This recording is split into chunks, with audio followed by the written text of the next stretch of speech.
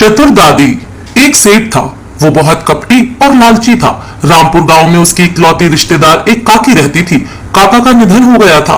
काकी की अपनी कोई संतान नहीं थी। वो बहुत बूढ़ी थी, बिना लाठी के चल नहीं पाती थी। सेठ की नजर उस पुश्तैनी हवेली पर थी जिसमें काकी रहती थी। वह हवेली हड़पने के लिए कई तरह के हथकंडे अपनाता रहता। सेठ की पत्नी, लीजिए चाय पी लीजिए, इतनी चिंता में क्यों लग रहे हो, क्या बात है? सेठ, अरे भाग्यवान, चिंता न करूं तो क्या करूं? सारी हवेली पर हक जमा कर बैठी है काकी। उस बुढ़िया से किसी न किसी तरह वो हवेली तो चाहिए बस। सेठानी, उसके कुछ ही दिन बचे हैं, अब आप खामखा उसकी फिक्र करते हो। उस पर तो आपका ही हक है, इकलौते वारिस हो आप हवेली के। सेठ, इस बार तो मैं काकी को फुसलाकर हवेली के कागज लेकर रहूंगा। अगले दिन सेठ हवेली पर जाता है। हवेली का नौकर दरवाजा खोलता है। नौकर, आप कौन? अरे सुनिए, आप अंदर कहाँ जा रहे हो? काकी, अरे कौन है रे? कौन आया? सेठ, मैं हूँ काकी, तुम्हारा बबुआ। काकी, अरे तू क्यों आया है? सेठ, क्या कहा काकी? तुम भी ना अपनी काकी से मिलने नहीं आ सकता क्या? काकी, अरे तू रहने दे, एक नंबर का लालची स्वार्थी कहीं का। तू कभी मरते हुए को पूछने नहीं आया, चल निकल यहाँ से। सेठ, जैसा भी हूँ काकी, इस हवेली का इकलौता वारिस हूँ। काकी, हाय हाय, आज बारिश पना याद आ रहा है। जब जब इस हवेली पे और मुझ पर मुसीबत आई, तू झांकने भी नहीं आया। सेठ, ये सब मैं नहीं जानता, मुझे बस अपना हक चाहिए। बाहर निकल यहाँ से, यह हवेली तो क्या सुई बराबर जगह नहीं मिलेगी। सेठ, ये घर मेरा भी है, इस पर मेरा भी उतना ही हक है जितना तुम्हारा। तुम मुझे नहीं निकाल सकती काकी। अरे जा यहाँ से, नहीं तो धक्के खाकर जाएगा, समझा? तभी नौकर आगे बढ़ा। सेठ, ये हाथ मत लगाना। सेठ, काकी तुम क्या सोच रही हो? मैं अपना हक छोड़ दूंगा? ये हवेली मेरी है, तुम्हारे जीते जी इसे लेकर रहूंगा, देखता हूँ तुम क्या कर लोगी। काकी, बड़ा आया, आज तक कभी देखने तक नहीं आया, खेत जमीन सब खा गया, अब ये घर भी चाहिए। अगले दिन, सेठ, लगता है घी सीधी उंगली से नहीं निकलेगा, अब उंगली टेढ़ी करनी ही पड़ेगी। सेठ ने एक बदमाश को बुलाया। बदमाश, बोलो सेठ, तुमने हमें क्यों बुलाया है? सेठ, एक काम है तुमसे, बोलो करोगे? बदमाश, एक क्या 100 काम बोलो। हाँ, मगर मुफ्त में कोई काम नहीं करूंगा, समझे? अपने यहाँ मुफ्तखोरी नहीं चलती। सेठ, पर ये बात किसी को पता नहीं चलनी चाहिए। बदमाश, अरे बोलो काम क्या है भाई? सेठ, ये पता पास वाले रामपुर गांव का है, इस घर में बस एक बुढ़िया अकेले रहती है, मुझे इस घर के कागज चाहिए। बदमाश, चाहिए का क्या मतलब? वो घर के कागज मुझे क्यों देगी? सेठ, यही तो काम है, मुझे तो बस घर के कागज चाहिए, तुम कैसे भी ला कर दो, ठगी करो चोरी करो वो तुम जानो। बदमाश, क्या बात है सेठ, कागज कैसे भी चाहिए तुमको? सेठ, ये बुढ़िया मेरी काकी है, इसका दुनिया में मेरे सिवाय कोई नहीं है। ये जिस घर में रहती है वो हमारा पुश्तैनी घर है, कायदे से उस घर पर मेरा हक है। पर ये काकी बहुत सियानी है, कहती है तुझे सुई जितनी जगह नहीं दूंगी, इसके बदले में मैं तुम्हें बहुत से रुपए दूंगा। बदमाश, बहुत सारे का मतलब रकम बताओ। सेठ, 3000। बदमाश, जोखिम भरा काम है, अगर मुझे कुछ हुआ तो तुम तो पलट जाओगे, 5000 से 1 रुपया कम नहीं लूंगा। सेठ, चलो ठीक है, मुझे कागज किसी भी हाल में चाहिए। बदमाश, रुपया तैयार कर लो सेठ, मैं इस हाथ कागज दूंगा, उस हाथ रुपए लूंगा। बदमाश बुढ़िया के घर के सामने खड़ा हो जाता है।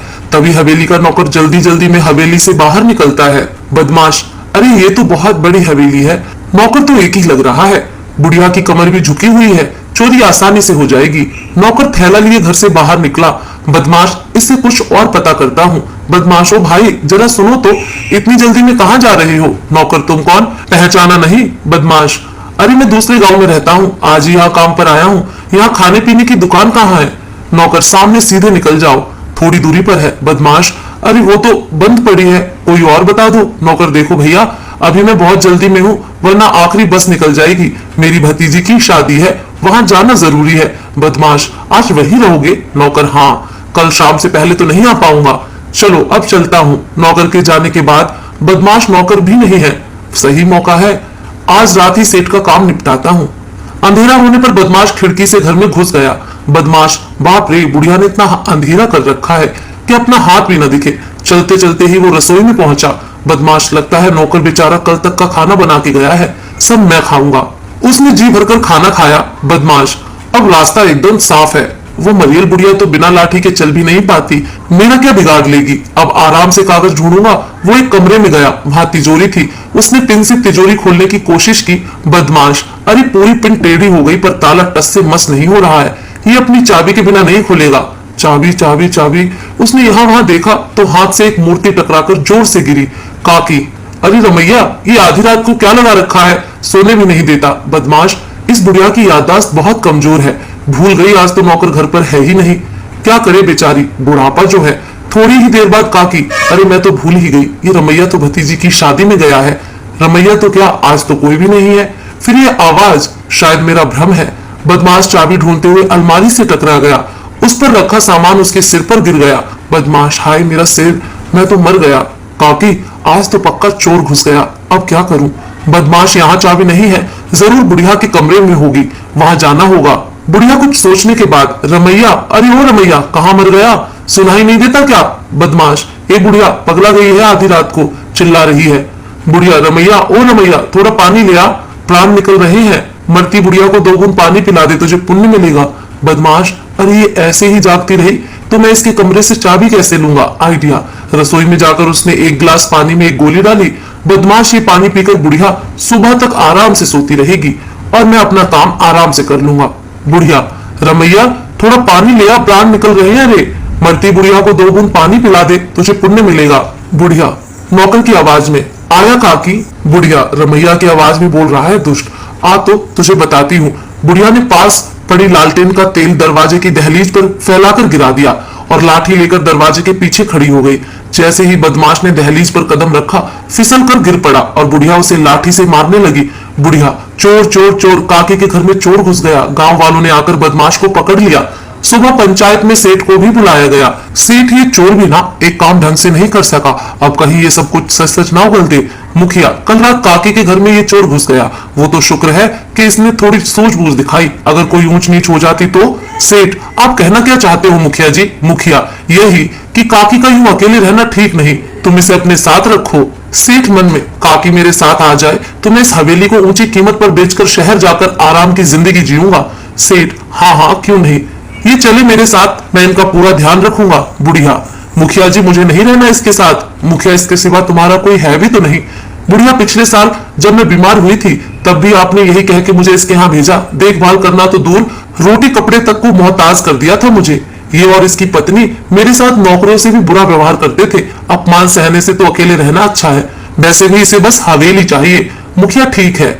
मुखिया, तुम काकी के घर में क्या चोरी करने गए थे। बदमाश धीमे से, हाँ हाँ। मुखिया, सुना नहीं, तुम काके के घर में क्या चोरी करने गए थे। बदमाश, बताता हूँ, पर मुझे मारना नहीं, गांव वालों ने मार मार के कमर तोड़ दी है। मुखिया, कोई नहीं मारेगा। तभी सेठ ने बदमाश को आंख मारकर गर्दन ना में हिलाकर इशारा किया। बुढ़िया ने ये देख लिया। बुढ़िया, अच्छा तो ये सारा किया धरा तेरा है। बदमाश, मैंने सोचा घर के कागज के साथ साथ इतने बड़े घर में बड़ा माल मिलेगा, ये सोचकर घुसा था। मुखिया, पर तुम्हें इसकी सजा मिलेगी। बुढ़िया, मुखिया जी सजा रहने दो, वैसे भी मुझे तो ये बेचारा शरीफ लग रहा है, मजबूरी में चोरी करता होगा। मुखिया, काकी जो कहना है खुलकर कहो। बुढ़िया, मैंने आपकी और मेरी समस्या का हल निकाल लिया है, आज से ये चोर मेरा बेटा है। मुखिया, क्या चोर को बेटा बनाओगी। बुढ़िया, हाँ, जाते ही जाते किसी की जिंदगी संवर जाए, कलयुग में इससे बड़ा पुण्य क्या होगा, और अब से ये मेरे साथ रहेगा। मुखिया जी, आप बस कागज बनवा दो कि मेरे बाद ये हवेली इसकी होगी, ताकि इसे आगे कभी कोई परेशानी ना हो। मुखिया, ठीक है काकी, जैसी तुम्हारी मर्जी। बुढ़िया घर पहुंचकर बदमाश, काकी मैं तो चोरी करने आया था, तुमने मुझे सजा से तो बचाया ही है, बेटा भी बना लिया। बुढ़िया, बेटा कोई बात नहीं, तू अपने आगे की सोच, वैसे भी जो चीज तू चुराने आया था वो तुझे मिल गई। बदमाश, मैं कुछ समझा नहीं। बुढ़िया, मैं जानती हूँ कि तू हवेली के कागज चुराने आया था। बदमाश, आपको कैसे पता। बुढ़िया, इस घर में और धरा ही क्या है चोरी करने के लिए, चल अब ये सब चोरी चकारी छोड़कर कोई ढंग का काम शुरू कर दे।